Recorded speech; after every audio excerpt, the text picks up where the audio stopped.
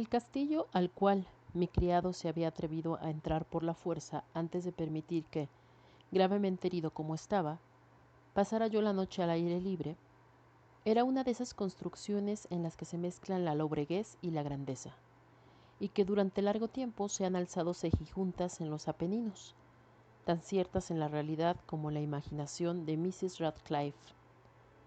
Según toda apariencia, el castillo había sido recién abandonado, aunque temporariamente. Nos instalamos en uno de los aposentos más pequeños y menos suntuosos. Hallábase en una apartada torre del edificio. Sus decoraciones eran ricas, pero ajadas y viejas.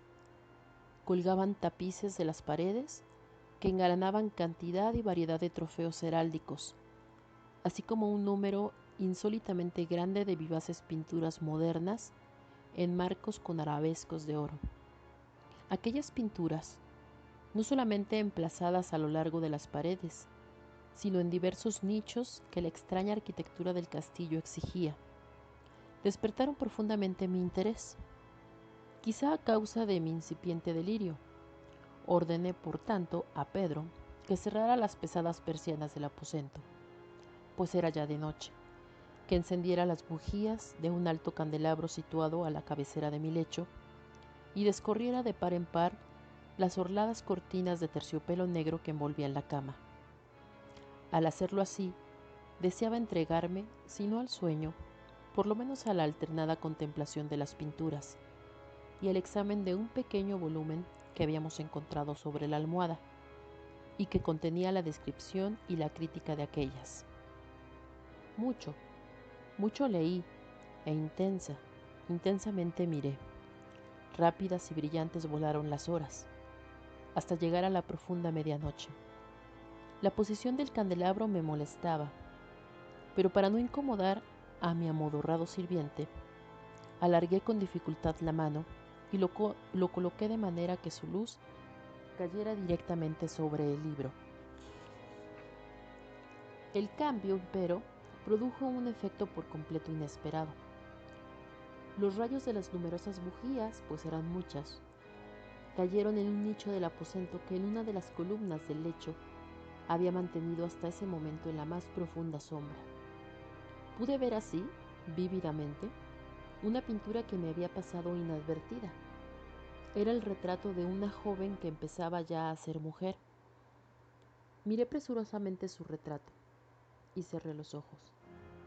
Al principio no alcancé a comprender por qué lo había hecho, pero mientras mis párpados continuaban cerrados, cruzó por mi mente la razón de mi conducta. Era un movimiento impulsivo a fin de ganar tiempo para pensar, para asegurarme de que mi visión no me había engañado, para calmar y someter mi fantasía antes de otra contemplación más serena y más segura. Instantes después, volví a mirar fijamente la pintura. Ya no podía ni quería dudar de que estaba viendo bien, puesto que el primer destello de las bujías sobre aquella tela había disipado la soñolienta modorra que pesaba sobre mis sentidos, devolviéndome al punto a la vigilia. Como ya he dicho, el retrato representaba a una mujer joven. Solo abarcaba la cabeza y los hombros, pintados de la manera que técnicamente se denomina vignette y que se parece mucho al estilo de las cabezas favoritas de Sully. Los brazos, el seno y hasta los extremos del radiante cabello se mezclaban imperceptiblemente en la vaga pero profunda sombra que formaba el fondo del retrato. El marco era oval, ricamente dorado y afiligranado en estilo morisco.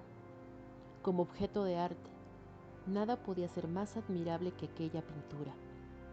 Pero lo que me había emocionado de manera tan súbita y vehemente no era la ejecución de la obra, ni la inmortal belleza del retrato.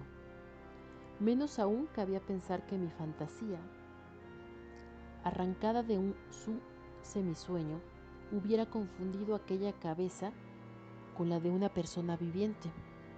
Inmediatamente vi que las peculiaridades del diseño de la vignette y del marco tenían que haber repelido semejante idea, impidiendo incluso que persistiera un solo instante. Pensando intensamente en todo eso, quedéme tal vez una hora a medias sentado, a medias reclinado, con los ojos fijos en el retrato. Por fin, satisfecho del verdadero secreto de su efecto, me dejé caer hacia atrás en el lecho. Había descubierto que el hechizo del cuadro residía en una absoluta posibilidad de vida en su expresión, que sobresaltándome al comienzo, terminó por confundirme, someterme y aterrarme.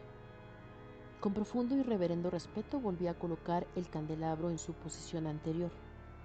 Alejada así de mi vista la causa de mi honda agitación, busqué vivamente el volumen que se ocupaba de las pinturas y su historia.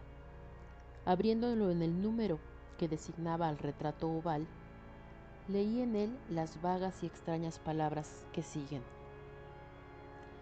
Era una virgen de singular hermosura, y tan encantadora como alegre. Aciaga la hora en que vio y amó y desposó al pintor. Él, apasionado, estudioso, austero, tenía ya una prometida en el arte. Ella, una virgen de sin igual hermosura y tan encantadora como alegre, toda luz y sonrisas, y traviesa como un cervatillo, amándolo y mimándolo y odiando tan solo al arte, que era su rival, temiendo tan solo la paleta, los pinceles y los restantes enojosos instrumentos que la privaban de la contemplación de su amante. Así, para la dama, cosa terrible fue oír hablar al pintor de su deseo de retratarla. Pero era humilde y obediente, y durante muchas semanas pasó dócilmente en lo oscuro y elevado aposento de la torre, donde solo desde lo alto caía la luz sobre la pálida tela. Mas él, el pintor, gloriábase de su trabajo, que avanzaba hora a hora y día a día. Y era un hombre apasionado, violento y taciturno, que se perdía en sus ensueños, tanto que no quería ver cómo esa luz que entraba lívida en la torre solitaria marchitaba la salud y la vivacidad de su esposa, que se consumía a la vista de todos, salvo de la suya. Mas ella seguía sonriendo, sin exhalar queja alguna, pues veía que el pintor, cuya nombradía era alta, trabajaba con un placer fervoroso y ardiente, bregando noche y día para pintar a aquella que tanto le amaba, y que sin embargo seguía cada vez más desanimada y débil. Y en verdad, algunos que contemplaban el retrato hablaban en voz baja de su parecido como de una asombrosa maravilla, y una prueba tanto de la excelencia del artista como de su profundo amor por aquella a quien representaba de manera tan insuperable. Pero a la larga, a medida que el trabajo se acercaba a su conclusión, nadie fue admitido ya en la torre, pues el pintor habíase exaltado en el ardor de su trabajo y apenas si apartaba los ojos de la tela, incluso para mirar el rostro de su esposa, y no quería ver que los tintes que esparcía en la tela eran extraídos de las mejillas de aquella mujer sentada a su lado. Y cuando pasaron muchas semanas y poco quedaba por hacer, salvo una pincelada en la boca y un matiz en los ojos, el espíritu de la dama osciló, vacilante como la llama en el tubo de la lámpara. Y entonces la pincelada fue puesta y aplicado el matiz, y durante un momento el pintor quedó en trance frente a la obra cumplida. Pero, cuando estaba mirándola, púsose pálido y tembló mientras gritaba: «Ciertamente esta es la vida misma», y volvióse de improviso para mirar a su amada. Estaba muerta. El retrato oval, Edgar Allan Poe.